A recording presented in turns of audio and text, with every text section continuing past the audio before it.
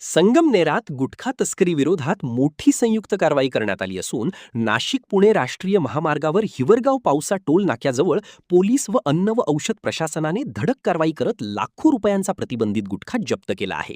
मंगळवारी सकाळी सुमारे 11:30 वाजण्याच्या सुमारास स्थानिक गुन्हे शाखेला मिळालेल्या गुप्त माहितीनुसार नाशिकहून पुण्याकडे जाणाऱ्या एका टेम्पोमध्ये मोठ्या प्रमाणावर गुटख्याची तस्करी होत असल्याचे निष्पन्न झाले.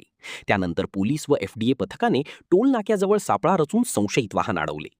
वाहनाची कसून तपासणी केली असता गोण्यांमध्ये भरलेला सुगंधी तंबाखू व प्रतिबंधित गुटखा मोठ्या प्रमाणावर आढळून आला. या साठ्याची बाजार मूल्य किंमत कोट्यवधींच्या दिशेने असल्याचा अंदाज वर्तवला जात आहे.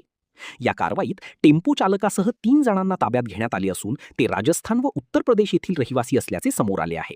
वाहन, मोबाईल आणि गुटख्यासह एकूण सुमारे 69,79,000 रुपयांचा मुद्देमाल जप्त करण्यात आला आहे.